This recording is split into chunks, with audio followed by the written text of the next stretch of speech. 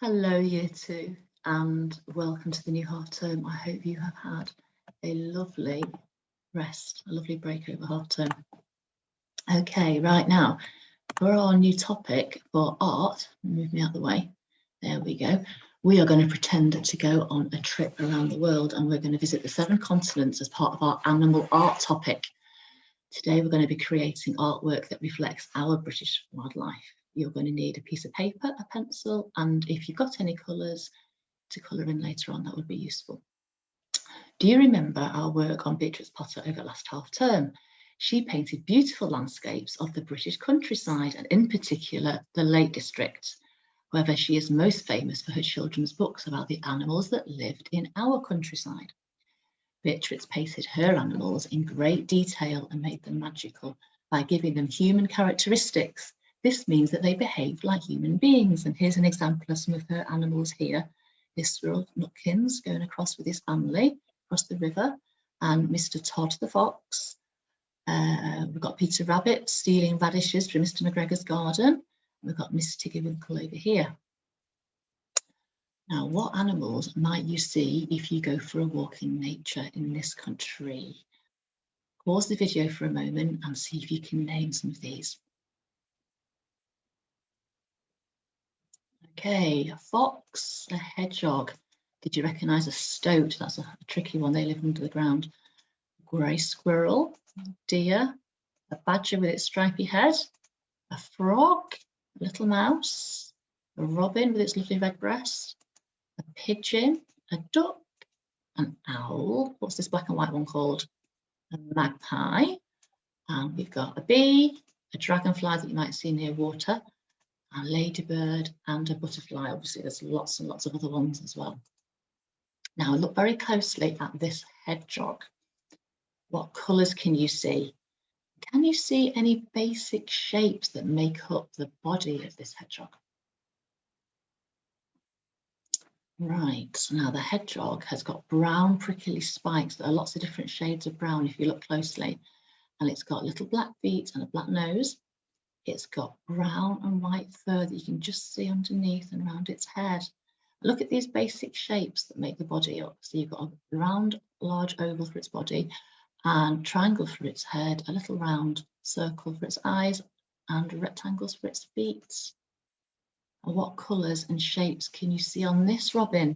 You might want to pause the video to have a little think. And this robin has got brown and grey and orange feathers. It has black eyes and a black beak, and it has pink and brown little spindly legs down here. There are lots and lots of shapes that you can see on this robin. Can you see how they all fit together with the rectangular tail and the oval for its body and its head, and little round eyes and triangular nose, triangular beak? Now here we've got a picture of a deer that you might see perhaps if you've gone to Dunham Massey, the big park up there. And this deer has got a little black nose. It's got, look over here, it's got black eyes. It's got reddy brown and grey fur, different shades. It's got black hooves. Now, are you starting to see how these basic shapes make up the body of these animals? All the animals that we've been looking at today are animals that we'd find in Britain, which is where we live. England is in Britain. Today we're going to be doing some observational drawings of these British animals. What do you think this means? Well, observational drawing is when you draw what you can see. And this means you have to look really closely at the animal that you want to draw. Now, it's really important that you look really, really carefully, because you need to see what sort of shapes you can see on the animal and see where all the lines are and see how they connect to each other. Here we can see this artist sat in a field drawing these donkeys. Now we've got some top tips for our drawings of animals. Draw what you see and not what you think you see. For example, see this picture of a hedgehog here. Well, normally we think of heads being at the top, don't we? A bit like ours. But actually, which is what this person has drawn here, but actually, if you look closely, the head is actually in the middle of the body on this hedgehog, which is what we've got here. Top tip number 2, look at the size of what you're drawing. See how big each part, each section of that animal needs to be. Now here we've got a teeny tiny fox, but we've got all this space left. You can't get much detail if it's this small. So do it as big as you can and include as much detail as you can. Top tip number 3, start by sketching the outline of your shape of your animal, like this person, that artist has done here for this owl. And then you can go back later on and you can add in the details like the whiskers and the feathers or the eyes or the fur. Top tip number 4, you don't need to do the lines all in one go. You can draw short little pencil strokes, and you can be much lighter with your pencil if you do smaller strokes. And then if you can make a mistake, you can just go over it. And it can help you slow down and look at what you're drawing. Now, top tip number 5, take it slowly. Keep looking back at what you're drawing and checking that the shapes and the lines that you see are all in the right place. Right, okay, now you might want to go back. You might want to pause the video to look at some of the top tips again, that's okay. Right, who is ready to go and do some observational drawings of their own? Okay, so what you need to do is you can either choose one of these animals or go back and pause the video when the animals look a bit bigger.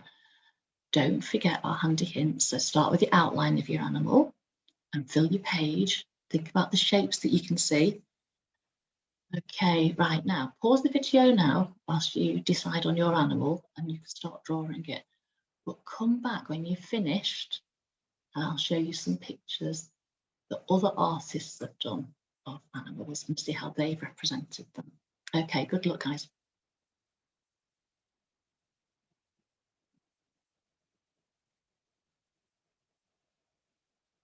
Okay, how did you get on with your observational drawings of your animals? We'd love to see a picture of them on Dojo. We're going to have a look now at some British animals that other artists have painted. And sometimes they haven't painted these ones realistically.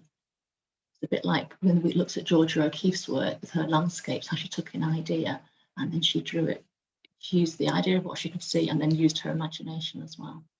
So when you look at these paintings, have a think about what you like most about them and what you like least about them, because you might not like them all.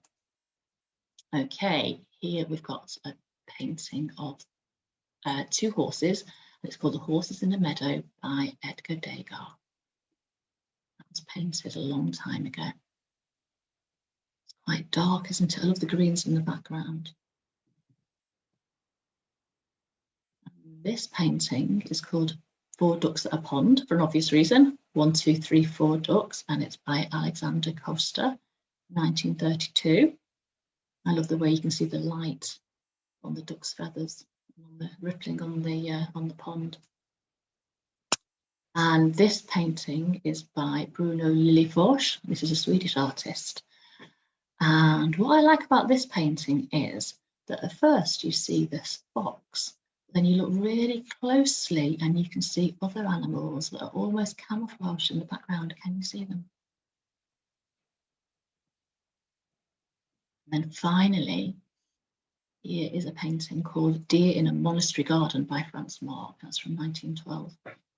It's a very different style, isn't it? This more cubist style. Okay, guys, I hope you've enjoyed our lesson on drawing British wildlife animals. And we'll see you next week. Bye-bye.